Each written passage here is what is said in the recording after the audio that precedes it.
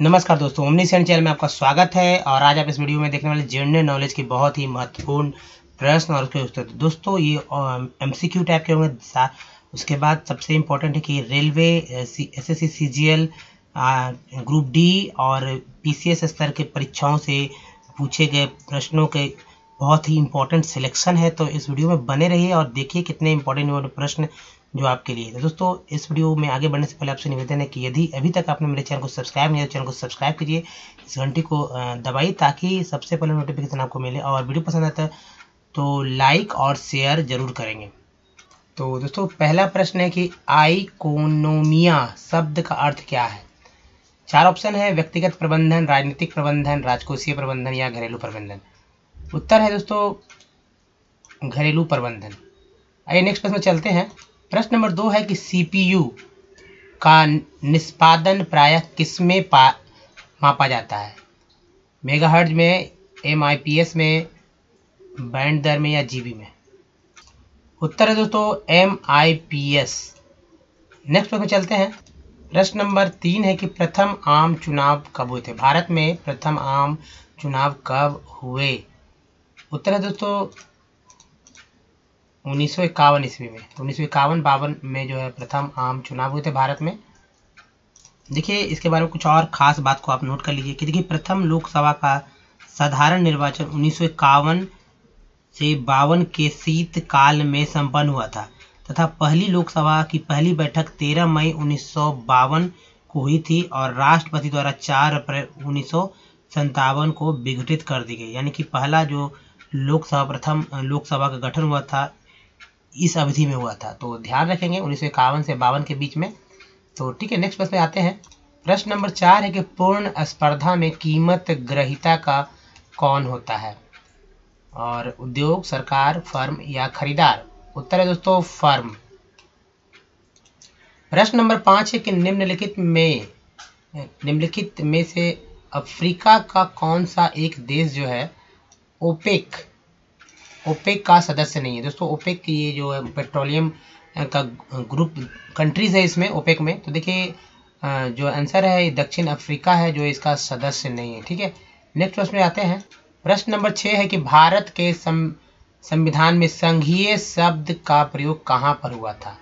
तो देखिए ये आंसर जो हमारा है कि संविधान में कहीं भी संघीय शब्द का प्रयोग जो है नहीं हुआ है।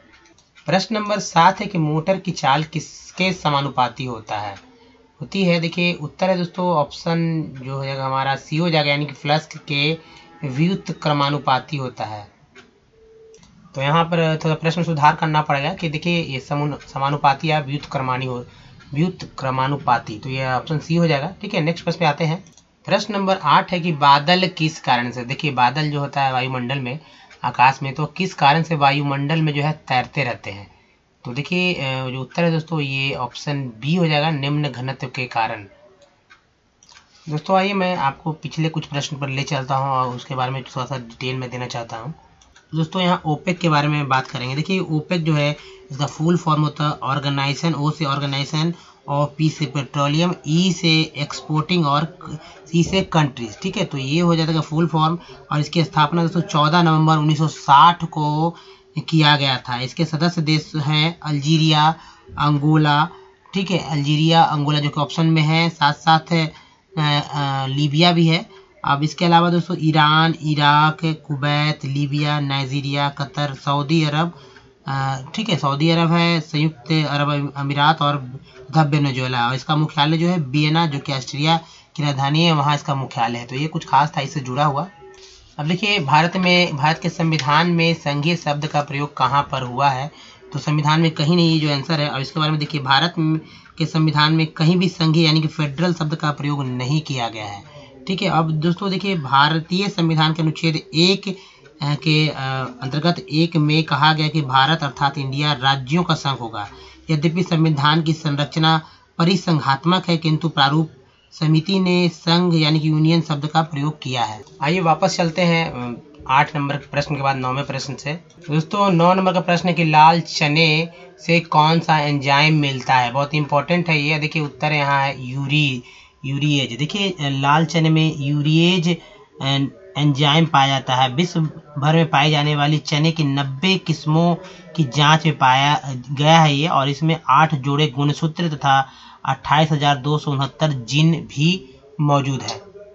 प्रश्न नंबर 10 है, मानव शरीर में निम्नलिखित में से कौन सा हार्मोन रक्त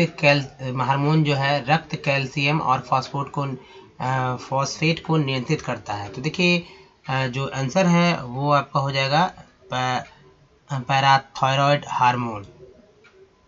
प्रश्न नंबर 11 है कि उस रोजगार की स्थिति को क्या कहते हैं जिसमें कृषि श्रमिकों की उत्पादकता शून्य है? और उत्तर है दोस्तों प्रच्छन्न बेरोजगारी।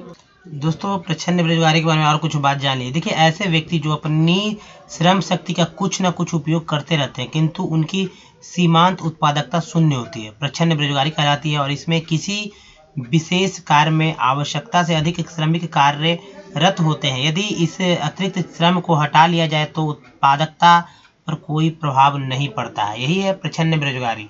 प्रश्न नंबर 12 है कि निम्नलिखित में से विषम इकाइयों को पहचानना है। देखिए ये लाल सागर है, जबकि देखिए ये लाल सागर अलग है काला सागर, कैस्पियन सागर, मृत सागर से, क्योंकि ये तीनों जो है काला सागर, कैस्पियन सागर और मृत सागर जो है एक झील की जो है प्रकार है, झील है, जबकि लाल सागर झील नहीं है।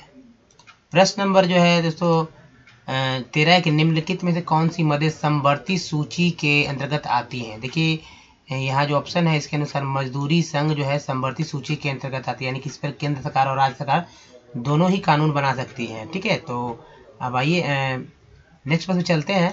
प्रश्न नंबर 14 है, किसी रेडियो सक्रिय पदार्थ का आधा जीवन 4 महीनों का होता है, उसका 3/4 भाग कितने महीनों में नष्ट हो जाता है? ठीक है, और ऑप्शन है 8 महीने, 12 महीने, 4 महीने या 6 महीने। आंसर है दोस्तों 8 महीने।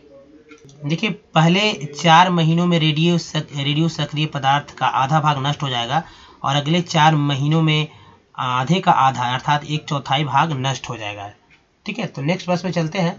प्रश्न नंबर 15 है कि निम्नलिखित में कौन सा राष्ट्रीय उद्यान या अरण्य जो है राजस्थान में नहीं है? ये प्रश्न है, और ऑप्शन है सरिस्का राष्ट्रीय उद्यान, सांबर वन्य जीव अरण्य, सी में राजाजी राष्ट्रीय उद्यान या रणथंभौर राष्ट्रीय उद्यान। उत्तर है दोस्तों राजाजी राष्ट्रीय उद्यान। देखिए ये जो है राजस्थान में नहीं है और ये उत्तराखंड राज्य में है, जबकि तीनों जो है राजस्थान राज्य में स्थित है।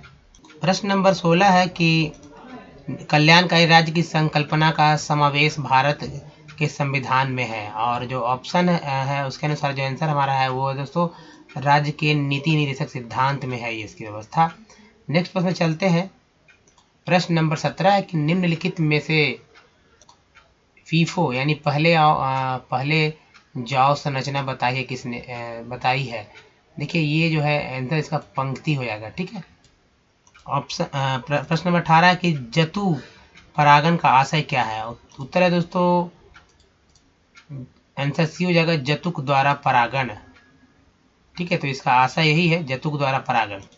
प्रश्न नंबर 19 है कि Visvesvaraya iron and steel limited कहाँ स्थित मतलब है? ये कहाँ स्थित है? तो देखिए ये आंसर जो हो जाएगा ये भद्रावती में ये स्थित है। नेक्स्ट प्रश्न में चलते हैं। निम्नलिखित में से किसको हृदय का प्रारंभिक पेस मेकर कहा जाता है? एबी नोड को, कोरेडे टेंडिन को, एबी सेप्टस को या एसए नोड को? देखिए आंसर जो है दोस्तों डी हो जाएगा एसए नोड को। प्रश्न जो है नेक्स्ट है कि निम्नलिखित द्रवों में से किस द्रव का वाष्पन अधिक तीव्रता से होता है? देखिए एल्कोहल है जिसका वाष्पन जो है अधिक ही तीव्रता से होता है। ठीक है, प्रश्न नंबर 22 है कि जब ग्रेनाइट की चट्टानों का कार्यांतरण होता है तो वे किसमें परिवर्तित हो जाते हैं, यानी कि ग्रेनाइट बदलकर क्या बन जाती है?